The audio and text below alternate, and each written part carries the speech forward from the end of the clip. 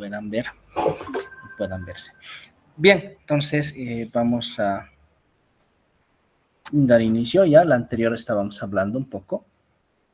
Bueno, aparte no hemos hecho mucho la introducción. Hoy día vamos a hacer todo lo que es la introducción, el origen y de dónde vienen los judíos. Si se habrán fijado un poco el índice, no tenemos lo que son las costumbres y tradiciones del judaísmo, no está escrito. Entonces lo que vamos a hacer es, terminando yo de hacer mi exposición, que posiblemente llegue hasta las alianzas, o alguno de ustedes ha preparado algo, me avisa ya si alguien ha preparado eso, si alguien se animaba a exponer, era que prepare algo, ¿no es cierto? Entonces, si no se han animado, entonces yo voy a continuar con la exposición y después de terminar mi exposición, la explicación, vamos a ver un video de los ritos y celebraciones acerca del judaísmo, cuáles son los ritos y cuáles son las celebraciones que hay en el judaísmo. Ya vamos a ver un pequeño video explicativo. ¿Listo? Entonces vamos a empezar con el judaísmo. Un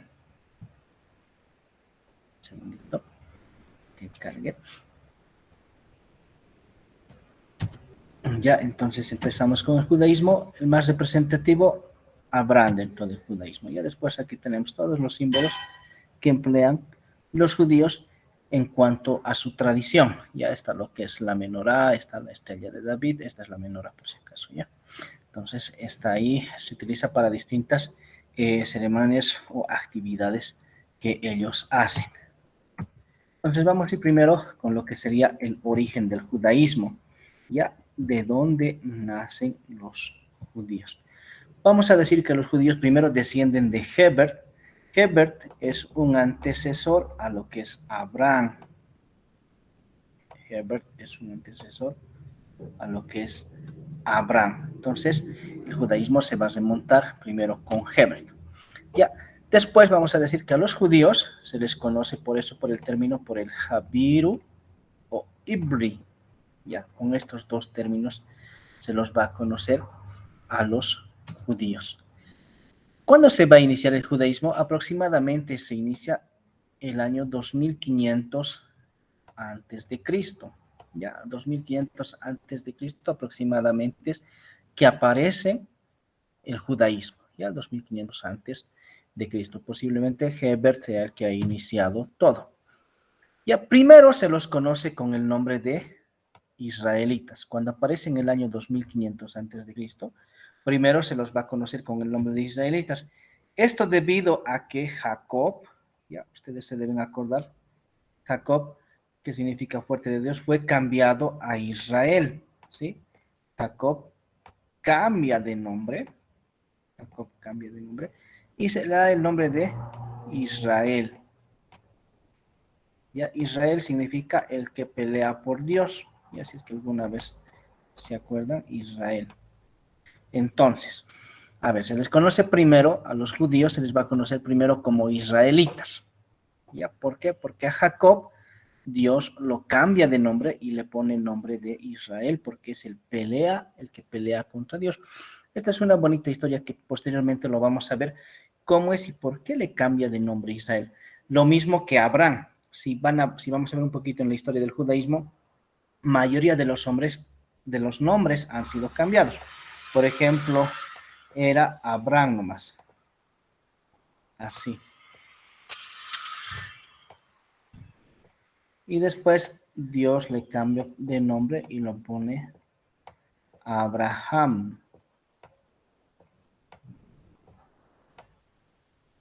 ¿Ya? Lo mismo que ocurre con Jacob, porque Jacob pelea y argumenta algo contra Dios, entonces por eso significa el que pelea contra Dios. ¿Ya? Jacob, Israel es el que pelea contra Dios o el que pelea a favor de Dios. Entonces, volvemos a repetir para que no nos confundamos. Ya, el origen del judaísmo se remonta primero a Hebert, ya que es Hebert un antecesor de Abraham, sí, un antecesor de Abraham. Entonces, esta religión aparece el año 2500 antes de Cristo. Ya, y por Hebert se les denomina, por ejemplo, Jabiru o Ibru. Esto es el que habita en el desierto. Ya su significado, el que, así vamos a poner, habita en el desierto. Ya el que habita en el desierto, obviamente que habita es con H. Entonces, el que habita en el desierto. Eso significa, ¿por qué les han puesto el que habita en el derecho, en el desierto a Jabiru o Ibri? Es porque la mayoría de los que ya fueron nombrados israelitas por Jacob vivían en un extremo del desierto, es decir, en el otro lado del desierto. Es como nosotros, nos dicen los cochabambinos. ¿Por qué? Porque vivimos en Cochabamba, ¿no es cierto? A los de Tarija, tarijeños, porque viven en Tarija, y en algunos se los conocen como los sureños porque viven en el lado sur, ya de Bolivia. Entonces, por eso se los conoce. Entonces, por este término de Jabiru o Ibri hace referencia el que habita en el desierto. Ya todos los judíos en sí, desde sus inicios, primero habitaban en el desierto. Ya a partir del año 2500, cuando empiezan a aparecer antes de Cristo, se les conoce por israelitas debido a Jacob.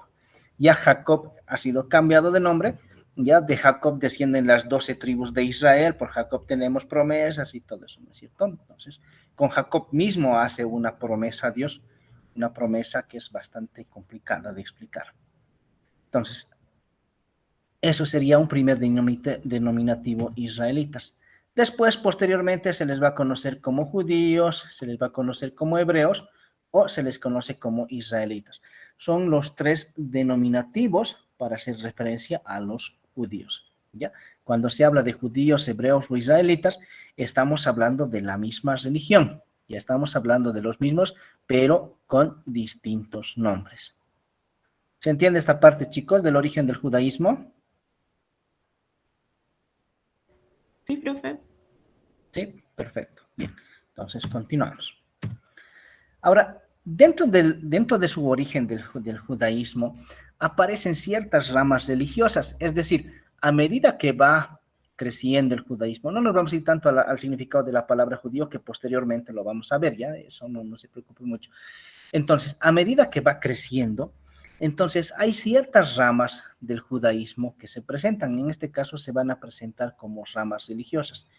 Ya mucho más antes de que existan las ramas religiosas, hay el judaísmo rabínico, el judaísmo bíblico, que eso simplemente va a ser un poco hincapié. Por ejemplo, el judaísmo rabínico solamente hablan de los rabinos que pertenecen a lo que sería la religión judía.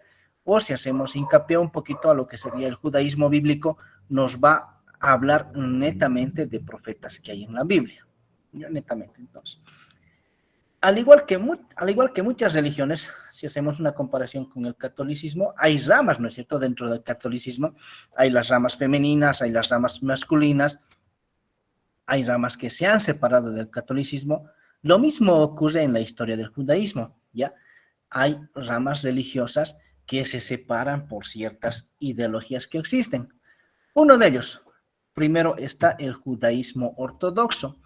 ¿A qué hace referencia el judaísmo ortodoxo? El judaísmo ortodoxo va a decir que son los únicos, ¿ya? Los únicos y los verdaderos. La palabra ortodoxo significa doctrina correcta, eso significa ya. Es decir, el judaísmo ortodoxo, como son los únicos y los verdaderos, ¿a qué van a hacer hincapié? Van a hacer referencia a la ley, ¿ya? Van a hacer caso a los profetas, van a hacer caso a los mandamientos, ¿sí? Van a hacer caso a las oraciones que se debe realizar. Ellos oran 3 veces al día, obedecen netamente los mandamientos según la ley de Moisés, ya obedecen netamente las leyes, ¿sí? Entonces, todo eso es que ellos practican, y como ellos practican todo eso, se consideran que son los únicos y verdaderos. ¿Por qué? Porque siguen una doctrina correcta, una doctrina fija. ¿Ya? Para ellos el judaísmo ortodoxo es el único y verdadero, no hay otro. ¿Ya? Segundo que aparece es el judaísmo reformista. Ya, el judaísmo reformista es un poco más flexible, es un poco más flexible, es decir, es progresista y es liberal en cuanto a sus enseñanzas, sí obedecen los mandamientos, ya, pero son un poco más liberales en cuanto a su aceptación. Vamos a poner un ejemplo. Por ejemplo, digamos, los judíos ortodoxos o el judaísmo ortodoxo, más aquí abajito vamos a hacer, no acepta, ya, por así decirlo, no acepta otras normas que no estén dentro de la Biblia. Es decir, dentro del Antiguo Testamento, dentro de la Torá, dentro de los Nevi'im, dentro de los Ketubim, no acepta. Ya no acepta que haya otro. ¿Qué más no aceptaría el judaísmo ortodoxo? Digamos, yo, que soy católico, quiero volverme al judaísmo, no me van a aceptar porque no he nacido judío. Ya no he nacido judío, no me han hecho la circuncisión a los 12 años, entonces a mí no me van a aceptar, porque ellos netamente siguen esa norma estricta. Los otros, los del judaísmo reformista, puede ser que sí, puede ser que me acepten como miembro nuevo de su clan. Obviamente, como miembro nuevo de esta comunidad, que sería el judaísmo reformista, pero obviamente tengo que aprender lo que serían sus normas que ellos tienen, tengo que aprender el hebreo, ¿ya? Y posiblemente en algunos casos tendría que hacer la circuncisión, ¿ya? Tendría que practicar todo eso para pertenecer. Entonces, por un lado tenemos los que son, perdón, estrictos, los otros, los que son un poco reformistas, que aceptan muchas de las cosas, ¿ya? Que es progresista, es decir, van a favor del progreso y que son un poco liberales en cuanto a sus normas que tienen. Un tercero está el judaísmo conservador. Este judaísmo conservador, ya el mismo nombre lo dice, van a conservar simplemente todos los elementos históricos y se van a basar en ellos. Es decir, pónganle por decir, si ellos guardan lo que sería la ley, ¿ya? Van a obedecer absolutamente toda la ley, porque la ley está en la historia, está en el libro del Levítico, por ejemplo, en la Biblia está en el libro del Levítico, todo lo que sería la ley. Entonces ellos, como son más históricos, revisan todo lo que le dice y van a hacer hincapié en todos los argumentos históricos. Póngale por decirte, si ellos tienen que hacer referencia al sábado, el sábado, es decir, guardar el sábado como parte de la historia, entonces estos que son del judaísmo conservador van a conservar el sábado, es decir, van a hacer ya sea ayuno, todo lo que vaya a favor del sábado lo van a realizar. No van a ir en nada en contra. ¿Me entienden? Permítame un segundito, por favor. Permítame un segundito. ¿Dónde estamos?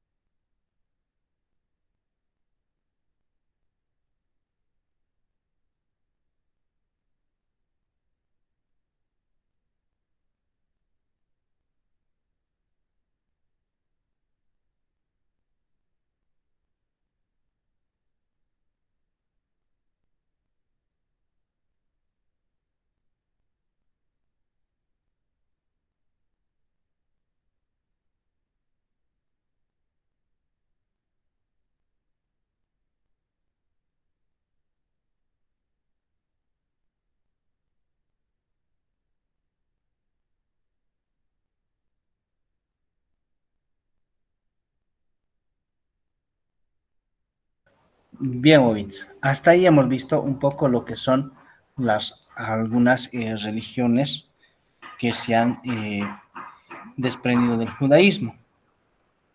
Ya, entonces, lo que vamos a hacer en este momento, un poco, vamos a ver. Espérenme un segundito, por favor.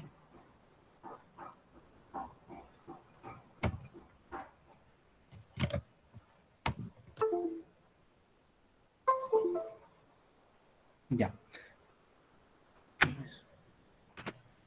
Espérenme un segundito. Ya, muy bien.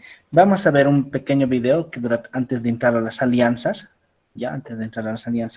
vamos a ver un pequeño video de 13 minutos acerca de los ritos del judaísmo, ritos y celebraciones del judaísmo. Espero que se escuche.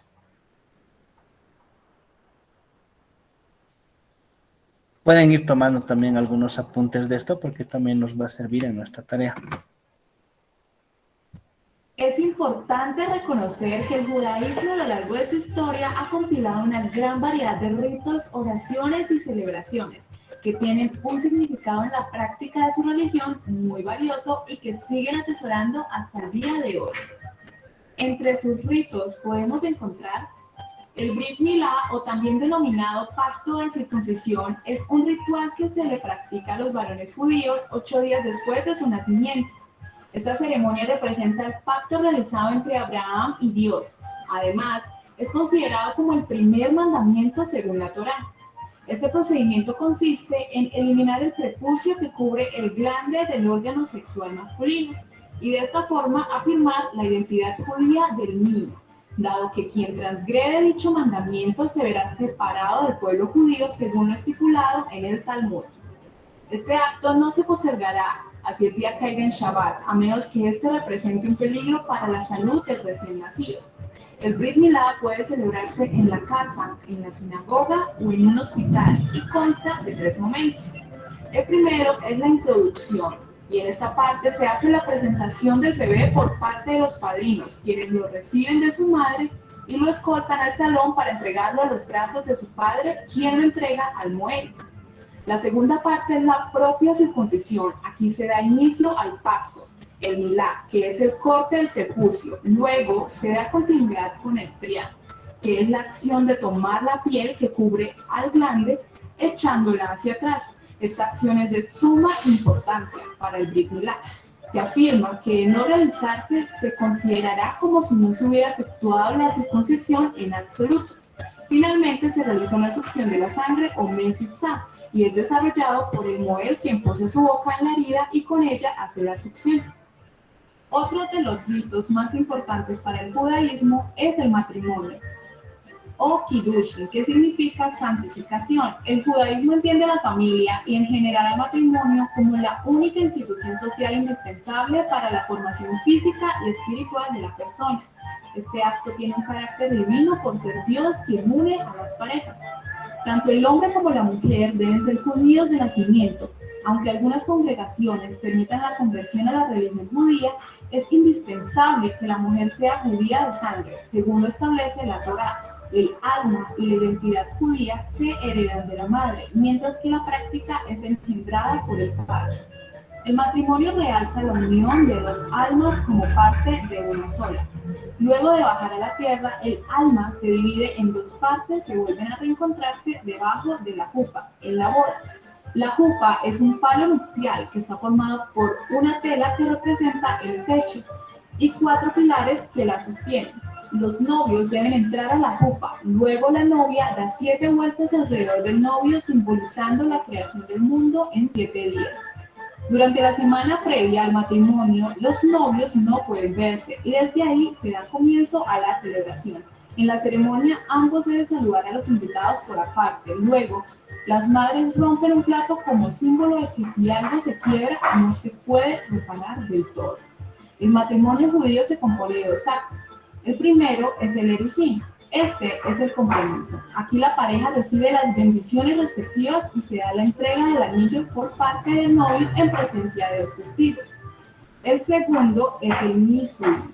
Este acto es el matrimonio. Aquí se recitan las 7 bendiciones y culmina con el rompimiento de la copa, que consiste en poner una copa en el piso para que el novio la rompa con su pie, para recordar la destrucción del templo de Jerusalén y la fragilidad humana.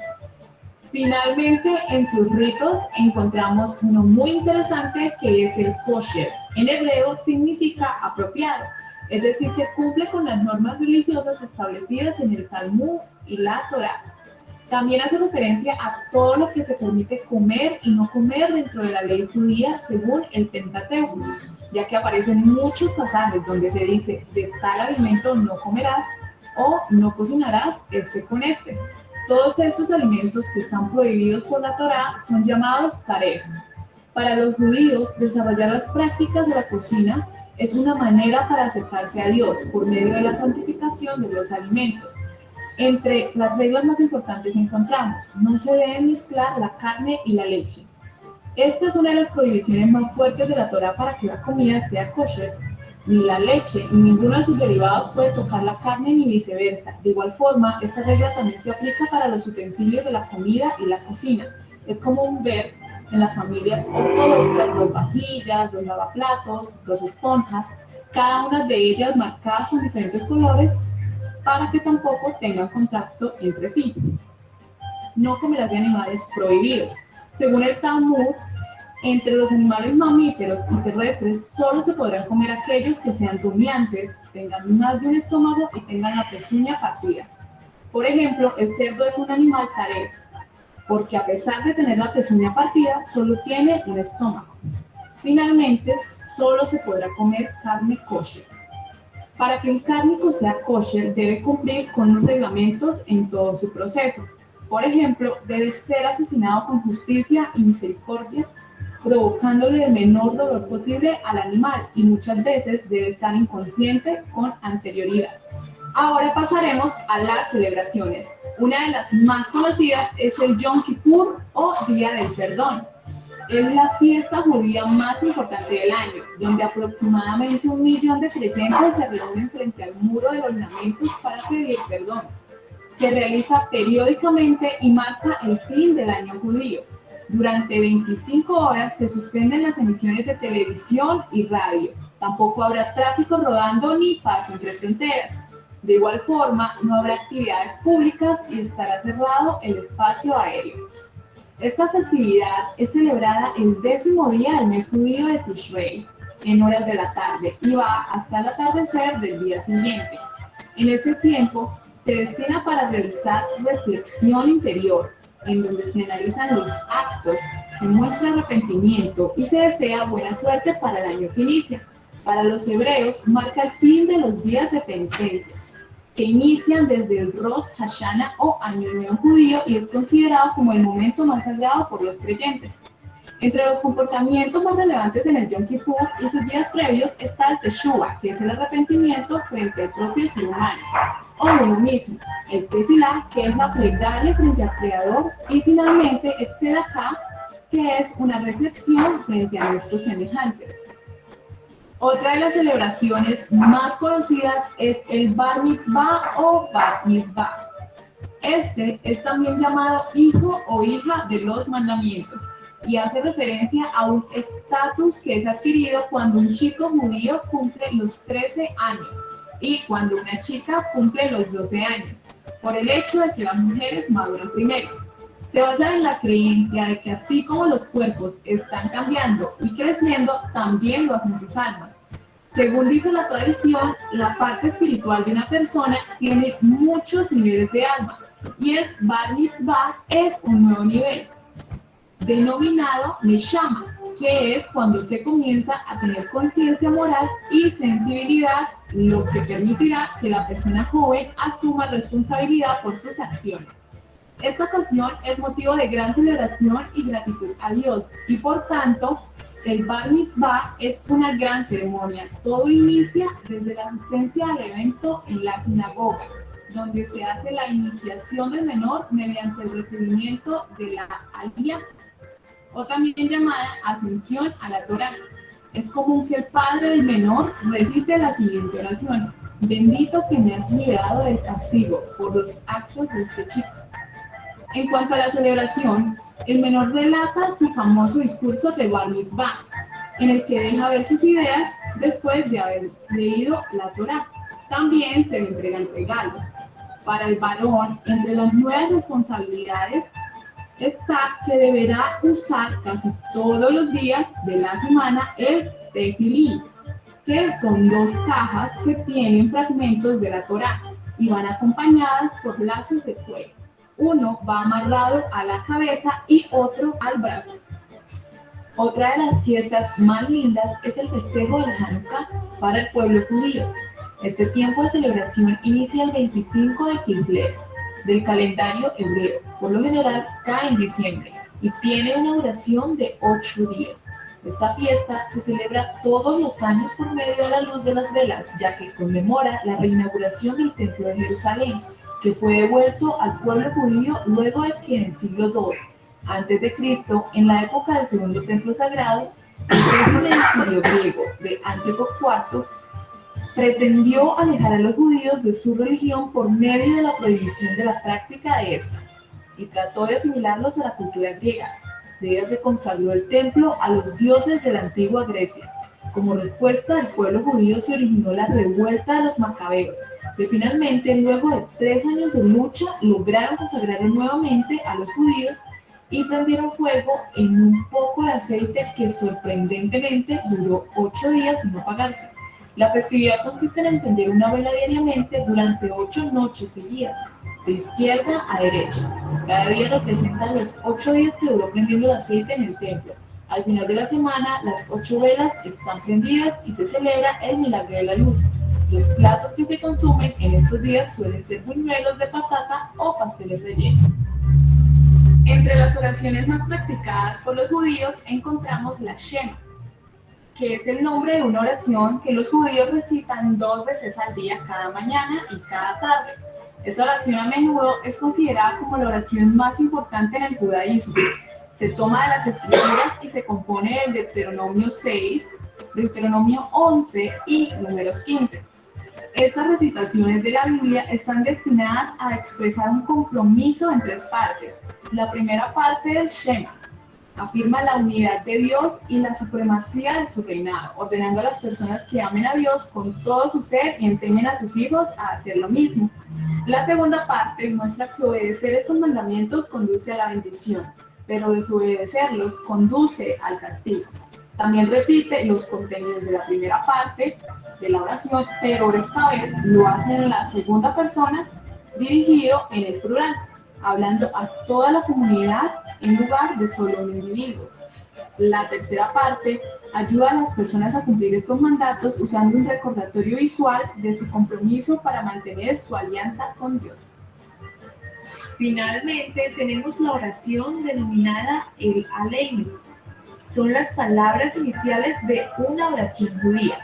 Estas son recitadas al final de los 3 periodos de la plegaria diaria, que viene practicándose desde la Edad Media. La primera parte consiste en un rezo de agradecimiento por ser parte del pueblo de Israel y por haber sido elegido para servir a Dios. La segunda parte es una expresión de esperanza por el advenimiento de la era mesiánica y tradicionalmente se le atribuye a Josué esta costumbre porque los primeros 4 versos a la inversa producen el nombre de Oseas, que es su primer nombre. Esta oración es recitada al final de cada uno de los 3 servicios judíos diariamente. También es recitada luego de la luna nueva y después de la circuncisión. El Aleinu se recita de pie con toda la congregación y es parte de los párrafos centrales del Rosh Hashanah.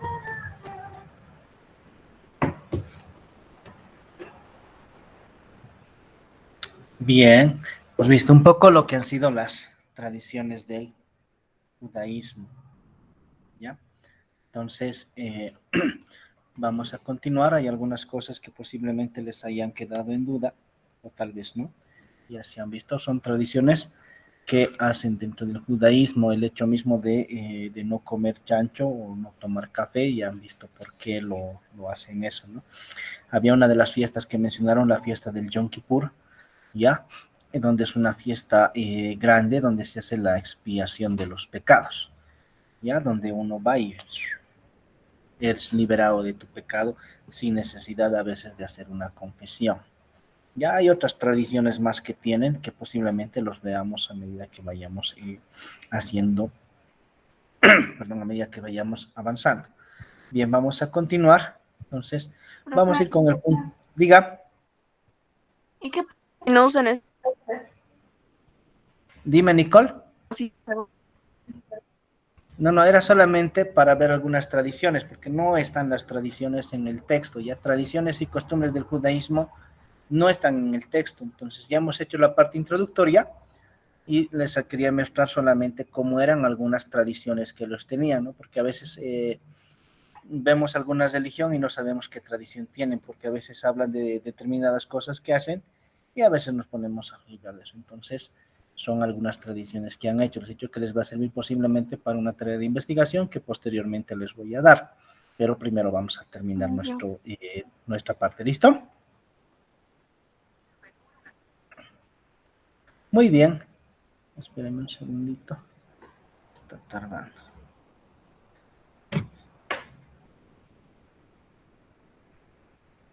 Denme un segundito, por favor.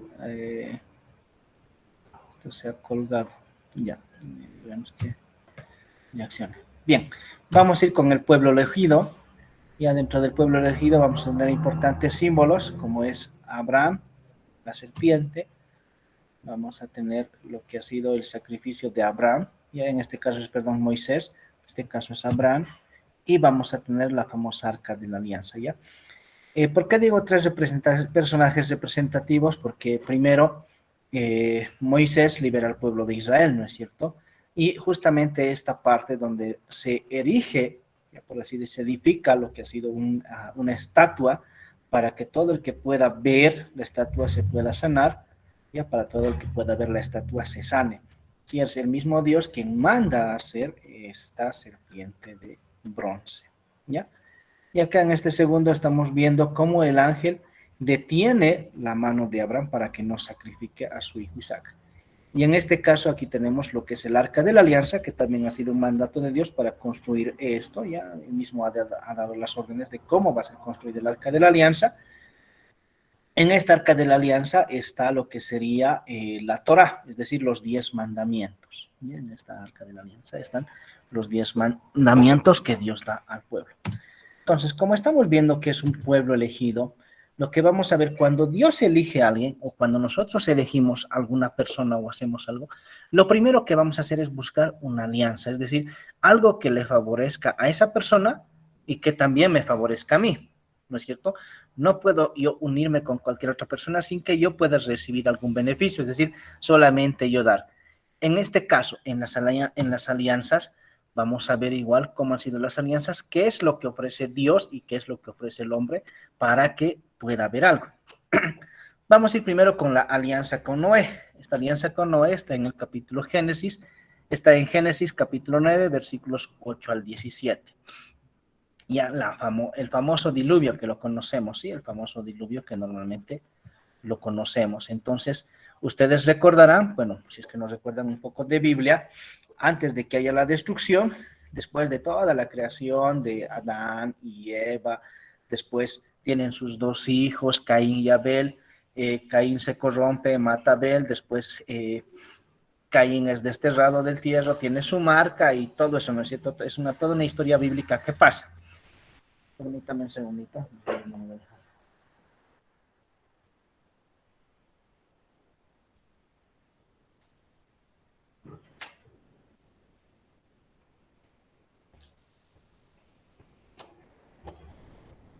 Ya, entonces, ¿qué es lo que pasa? Normalmente, como casi toda la historia bíblica, se corrompe, ¿ya? El hombre se corrompe, ¿no es cierto?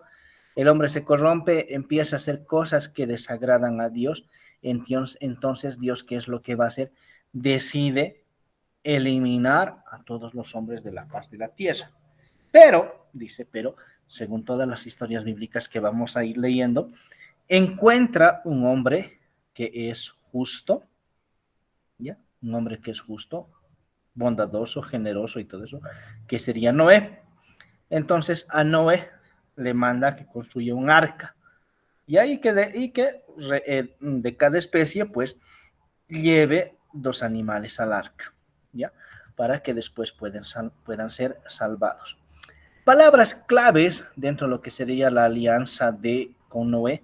Primero Dios va a decir, esta es mi alianza, ya. Es una alianza, primero es una alianza personal.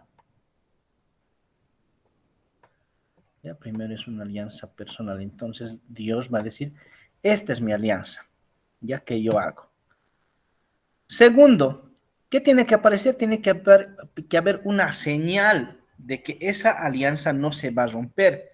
Entonces, la señal de esa alianza, vamos a decir que ha sido el arco iris, ¿ya? El arco iris ha sido la señal de la alianza para que no vuelva a ocurrir más.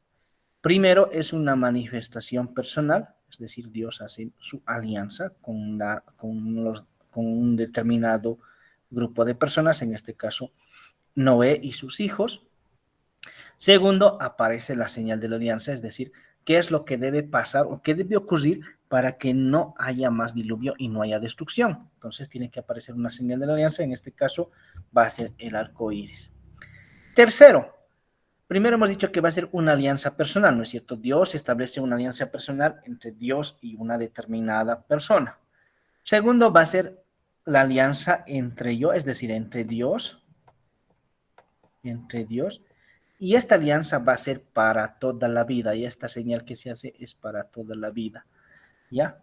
Entre yo y toda la vida, es decir, que Dios promete ya no volver a destruir.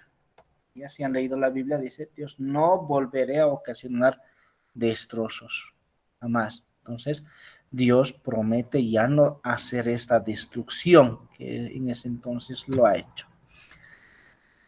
¿Cuáles serían las características de esta alianza? Primero hemos visto algunas peculiaridades que tiene esta alianza con Noé.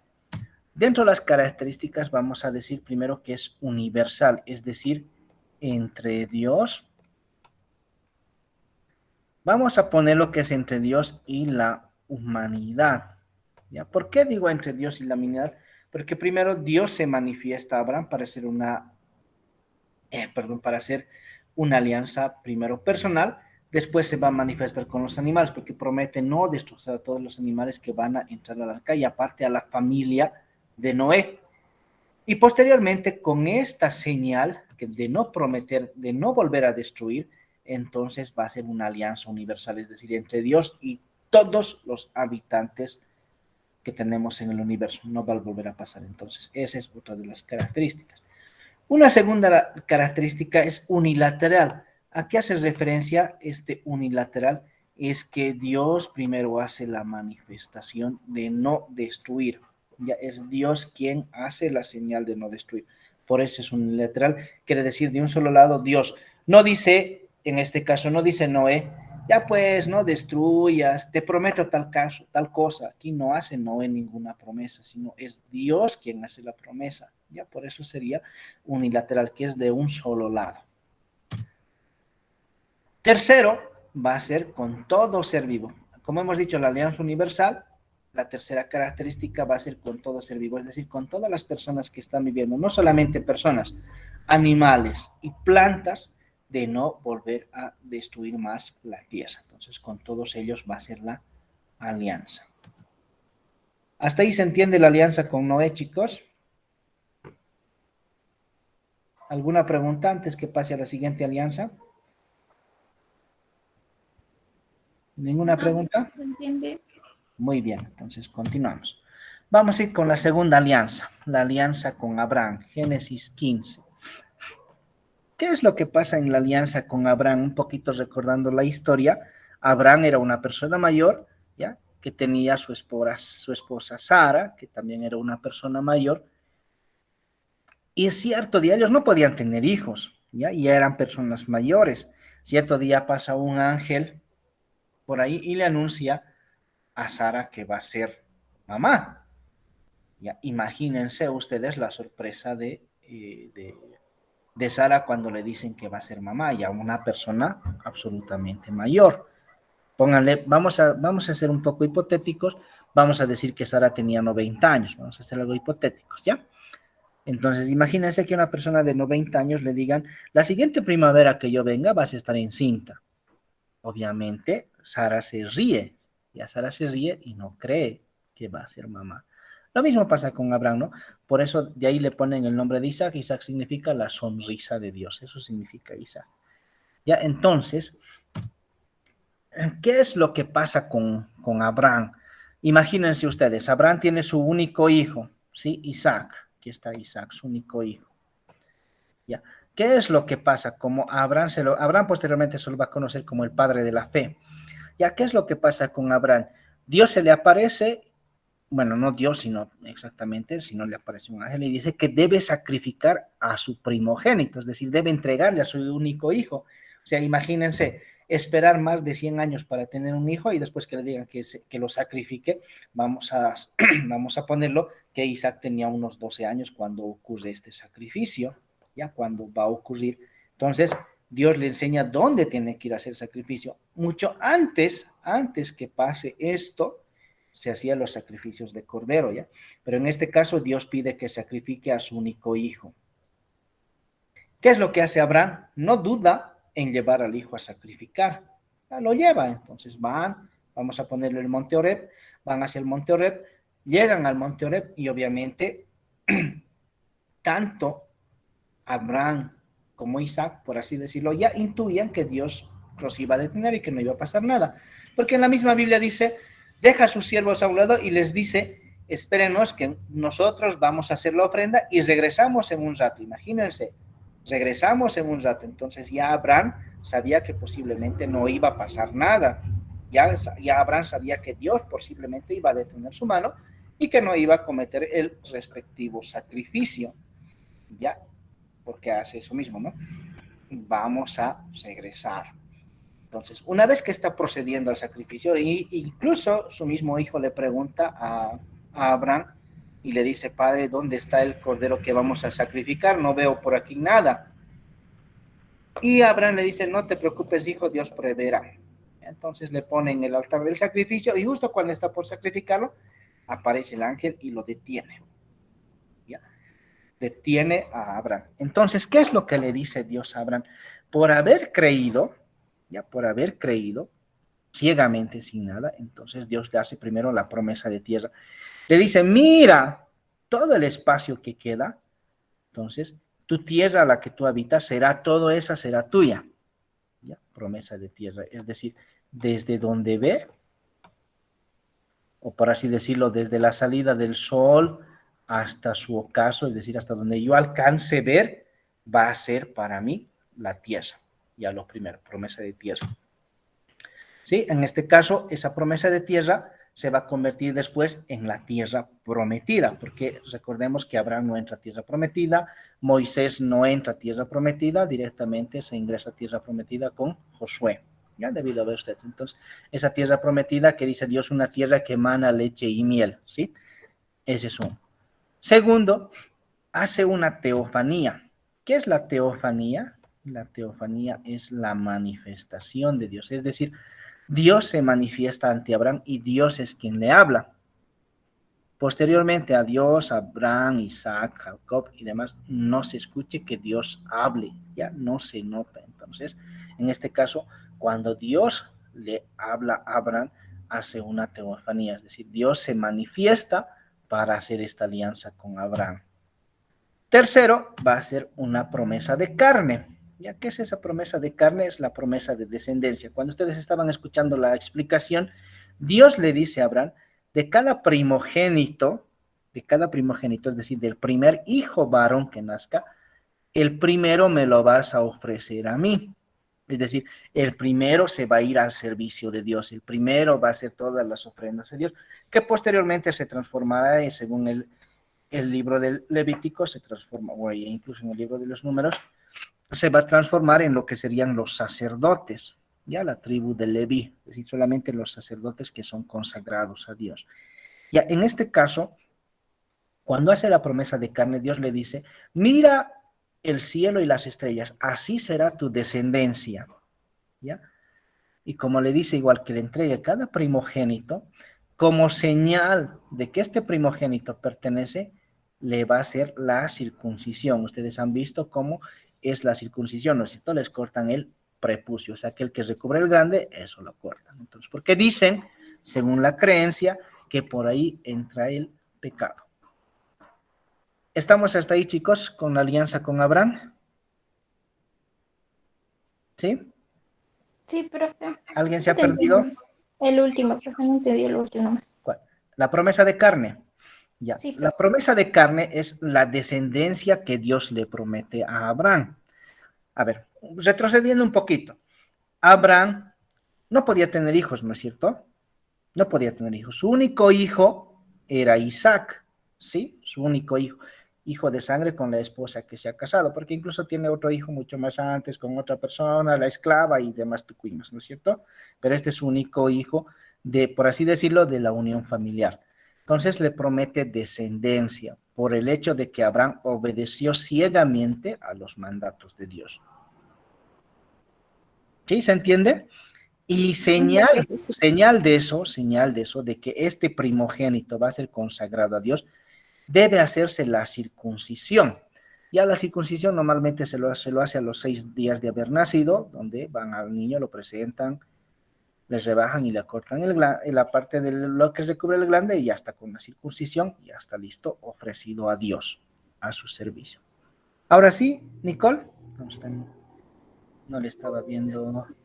Era Johnny, profe, pero sí, ya entendí. Ah, ya Juni era, pensé que era Nicole. Ya, entonces esa era, ya. Vamos a continuar.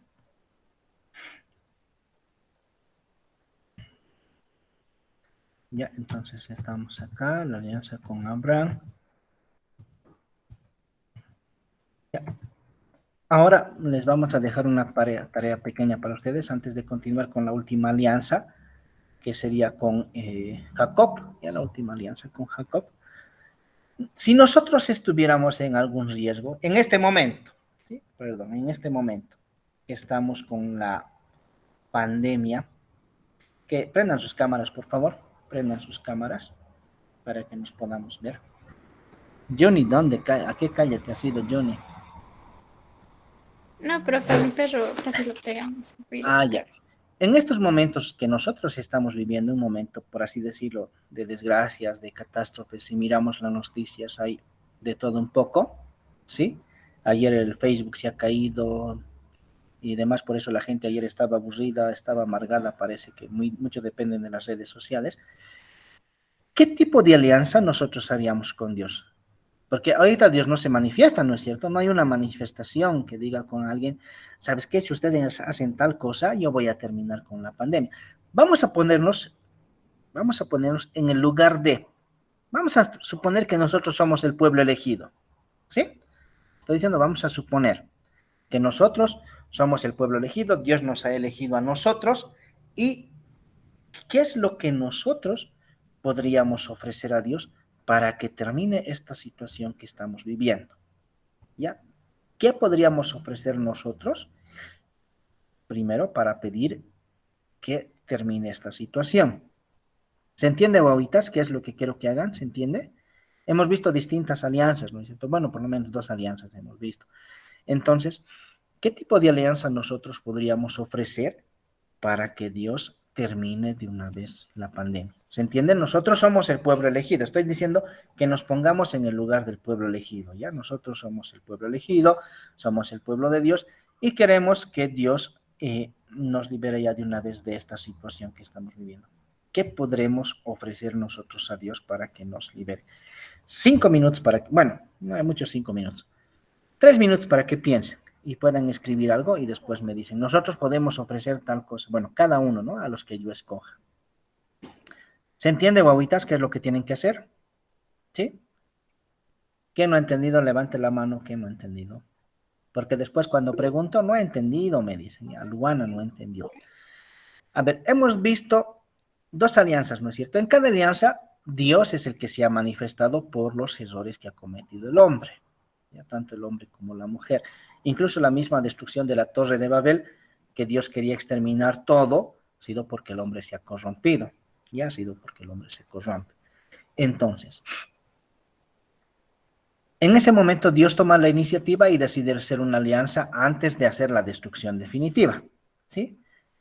Nosotros ahorita somos el pueblo elegido. Vamos a poner 2 circunstancias.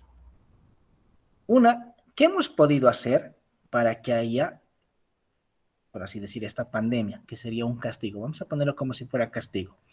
¿Ya?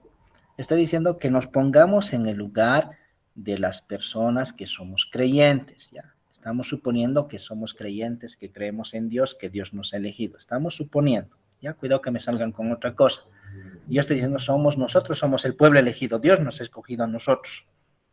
¿Qué hemos podido hacer para que haya esta pandemia? Número 1, y Dios quiera exterminar, porque pareciera que fuese eso, ¿no es cierto? Cuando escuchamos noticias que fulano ha muerto y era todos los días un recorrido de muertos. Ya, ¿qué hemos podido hacer? Número 1. Número 2, ¿qué tipo de alianza nosotros podíamos hacer con Dios para que se termine, por así decirlo, esta pandemia? ¿Ya? No sé, podemos ofrecer en sacrificio a Juni, o a Melanie, no sé. O sea, ¿qué podemos ofrecer nosotros para que Dios termine? ¿Qué tipo de alianza? Podríamos hacer 3 propuestas, 2 propuestas, una propuesta. ¿Se entiende ahora? ¿Sí? ¿Johnny se entiende? Ya, so, dice. No, no tiene que haber so, tiene que ser sí. Ya, entonces, ¿qué cosas nosotros podemos ofrecer en la alianza? Póngale por decir, yo puedo decir, ya yo le ofrezco a mi hijo al Señor para que mi hijo se dedique solamente al servicio del templo y ya sería un tipo de alianza. Ya, imagínense entregar a mi primogénito, a mi único hijo, para que se vaya al servicio. Sería un poco complicado, ¿no? Pero hagan ustedes sus propuestas, ¿ya? 10:42 hasta 10, ya, hasta 10:45 vamos a ver qué propuesta hacen. ¿Listo? Tienen entonces para Pero pensar ¿cómo, y profe? escribir. O sea, tú tienes que escribir, Carla, qué tipo de alianza, qué quieres ofrecer para que se termine la pandemia. Ahorita eres creyente, ya eres del pueblo elegido. Vamos a decir que somos judíos, solamente ¿En nominativo. PDF? Digo, ¿en este hago, profe? No, pues ¿Escrito?